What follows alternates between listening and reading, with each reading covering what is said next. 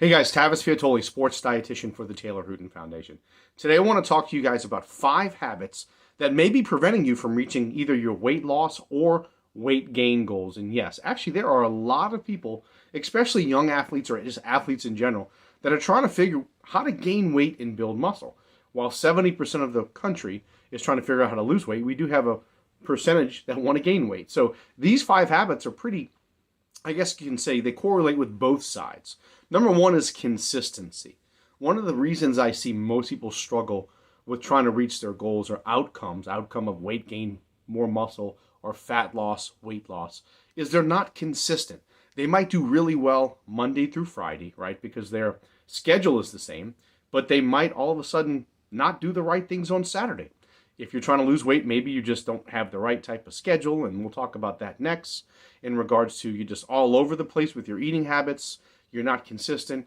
If you're trying to gain weight, maybe you're sleeping way too late and you're missing out on calories, which leads to number 2, weekends. Weekends is a big thing. So we talked about consistency, and if you're not consistent with the same type of habits every day, then you're not going to reach your goal. But weekends can self-sabotage a lot of people.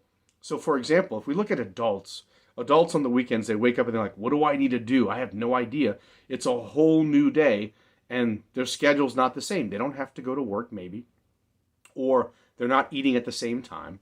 And in adults, sometimes they want to drink alcohol, and that could really add up a lot on the calorie side. On the youth athlete side, it's if you're trying to gain weight, then the challenge is if you sleep till 12, you're missing out on maybe 5, 6, 1,000 calories that you missed early in the day. So weekends play a pretty big role. So number 1, we have consistency. Number 2, we have weekends. Number 3 could be your environment. Who do you surround yourself with? Also, are there things in your environment that could be triggers? For example, one of the best books, and we'll talk about this in the future when I have another topic around this, is the book Atomic Habits. And one of the things they talk about is your environment. If you do the same things every week, your brain remembers that. If, for example, if you keep foods in your house, or you walk to your pantry at a certain time, or do certain things like eat foods while you're preparing your meals, you're creating a certain environment. You're creating a cue, what's creating a craving. That craving is searching for a reward, and then you're going to try to satisfy that by partaking in that. So you have to look at your environment. Also, do you dine out with people that have poor eating habits? Do you surround yourself with people that have poor habits in general? You're more likely to adapt those habits. So look at your environment. What can you change about the environment that you live in that would allow you to do that? So I'll just give you another example real quick about environment.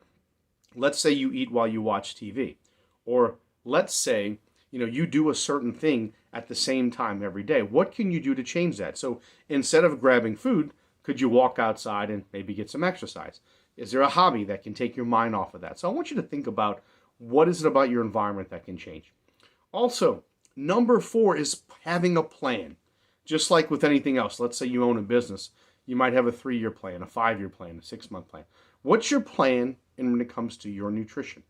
Do you have a plan? Do you actually sit down each day and say, this is what I'm going to do. This is the goal for the week. Here's how I'm going to accomplish that. Most of us just wake up and say, all right, here's what I'm going to have for breakfast, or we don't have breakfast. We do the same thing and repeatedly. It's a repetition. We do the same thing over and over without actually even thinking about what to do, which leads to number 5, meal planning and meal prepping. This is the game changer. So number 1, you have to have the foods in the house. You have to make a list, make a grocery list. Number 2, set a date where you can go to the grocery. Number 3, meal prep. Meal prep should not be an all-day event. You don't need to do this for 4 to 6 hours. That's a waste of time. If that's what you have to do, I get it. But meal prep should really not take more than an hour. And the key is getting protein out of the way. So find a time, first thing in the morning, like on a weekend, cook 8, 10 chicken breasts, put them in the oven. Or while the family's getting ready, or if you're getting ready for bed, you got an hour or two, put some things in the oven that can knock that stuff out. 45 minutes. You can roast potatoes, vegetables, lean protein. All those things are easy to do pretty quickly. But if you just get protein out of the way, everything else is pretty easy. Even if you have to do frozen vegetables, that's 6 minutes. 90-second rice, obviously, that's 90 seconds. This does not have to be an all-day event. But sometimes we overthink it and we overwhelm ourselves. So 5 habits that you can do right now that can really fix this, and really just pick one. Look at the one thing that you feel could overcome this, and it's consistency. It's also weekends, as we talked about. It is also meal planning and meal prepping. And really, as we talked about, as number 3 was, and the last thing I mentioned, your environment. So that is really what I feel is the most important. Look at your surroundings, look at your environment. What is it that you need to do? And last thing I want to mention, organization. That is really one of the key things. If your house is organized and your plan is organized, everything else will fall into place. So thank you guys. I hope this was very helpful.